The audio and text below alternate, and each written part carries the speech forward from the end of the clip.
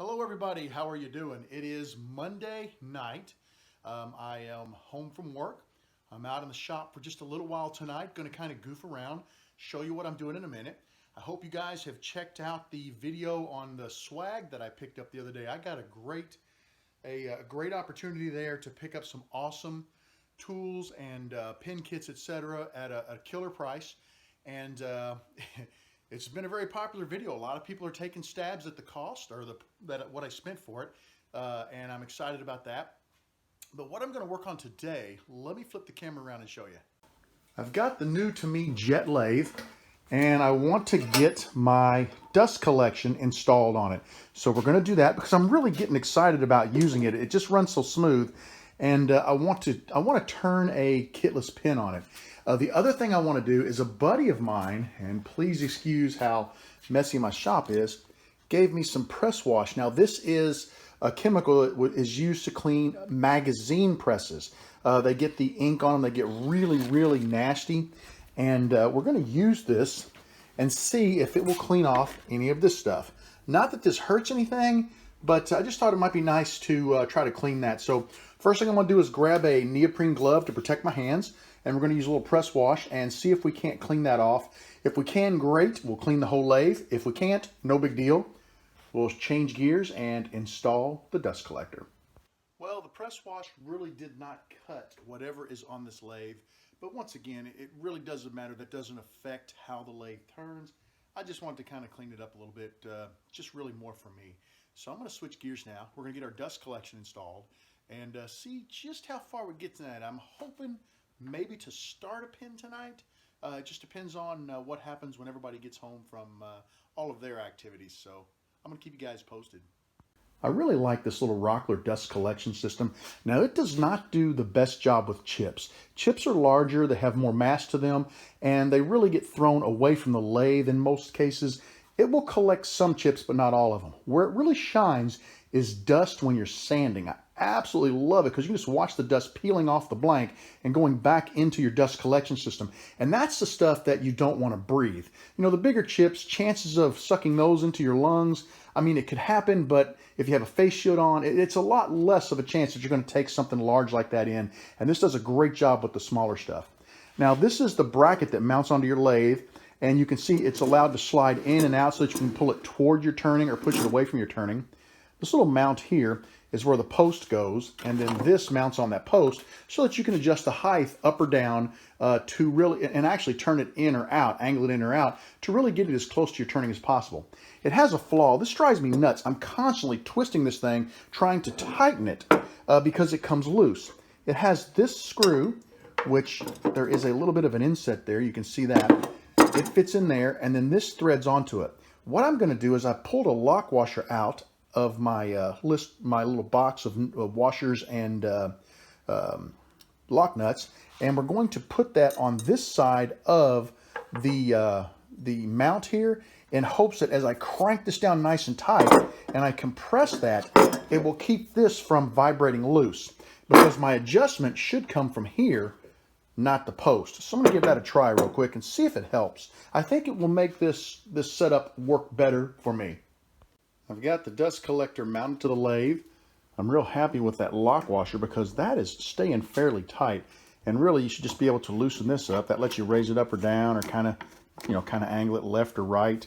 And this little knob down here, you loosen this one up and you can slide it in or slide it back to get it closer to your turning or get it out of the way if you want to do some finishing. So I like that little thing. It's been really handy. You can see it's had a lot of use.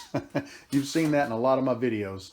Now on my lathe, believe it or not, the last lathe that I got, well, let's go back a little bit. I had a Harbor Freight lathe. This is a Harbor Freight tool rest because the lathe, the turn crafter that I had did not come with a tool rest. So I moved the Harbor Freight tool rest because I've just basically parted that lathe out onto my turn crafter and used it. And this lathe came with this tool rest, which is one that the gentleman bought, and he liked it because he made longer turnings. I like kind of a shorter one because if I'm turning between centers, you know, your tailstock's up and you don't have a whole lot of room if you want to get in close. There's supposed to be a tool rest that came with this lathe, and he says he's got it somewhere in his shop. he is selling all of his stuff off, and that's where I got all of the tools that I showed you yesterday. And when he finds it, as people go through the tools and buy stuff, he told me he would hold back the tool rest once he found it. He would give me a call, and I could swing over and pick it up. So I'm keeping my fingers crossed that it does show up. But a lot of stuff that I bought yesterday was in boxes. I'd go up and say, hey, look, here's a box of stuff. What do you want for it? And he would say X, and I would just pay him. You know, that's the way I bought stuff. So my concern is if he doesn't really dig through the box and it got tossed on top of the box, it could have fallen down in it, and I may never see the tool rest, which is not a big deal. But I'm going to get back over here and just do a little more work. I'm trying to get my table organized. You can see I put my sharpening system back up on the table. I usually keep a vise up on this table. I'm toying with whether I want to put the vise up there. If I do, I like to have it at the edge so that way I can turn it left or right. You know, I can come in and work from either side. I don't know. I don't want to clutter my table up. I like the fact that the lathe is smaller and I've got more room on the table, but I do use that vise an awful lot. So I'm still contemplating what I want to do there. Well, guys, this is kind of funny. I lost my calipers the other day. They are in the shop somewhere, and I have no idea where they are. And that's why I picked up 2 additional sets of calipers at the sale yesterday, thinking I could just leave one on each lathe, and then I'll leave one on my bench over here, and I've got calipers, you know, all over the place. Well, both of those have dead batteries. Not a big deal. Batteries are $1 a piece, $1.25 a piece at the local electronics store. So I decided to use this little Craig jig, and I set it for 50 millimeters, which is how deep I normally drill in with my 15/64 inch bit. And when I pulled my section off the lathe, look at that. That is not as accurate as a set of calipers. So I think I'm going to pause. I'm going to do a little digging. Maybe I can get lucky and find them. I don't have the slightest clue where they're at, but this place is a wreck. So we're going to pause. We're going to find calipers before we go any farther. I may get back to turning tonight. It just depends on how long this takes. But we got to have calipers, and I will keep you posted. Well, guys, I found my calipers, and I started working on another section, and I used a piece of acrylic, which was a mistake because acrylic is somewhat brittle. And let me see if I can get this tap out of here. What happened, I cut a 10 millimeter tenon. Tenon was exactly 10 millimeters. And I don't know if you can see that or not, but take a look inside of that tap. Or that die, I'm sorry. All I was doing was twisting it onto the tenon, and it broke. So that's acrylic for you. You know, I'm not really surprised.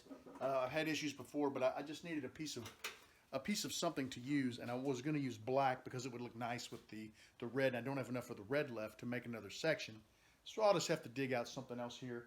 I need to buy some black Alumilite rods for this type of thing because, you know, you always need to make a section. Black goes with anything. So, but that's it for me tonight. I just got the call that dinner's on the table. I'm going to go in and eat, call it quits, edit this video, and have a really nice night. So you guys do the same, and I hope to see you again real soon.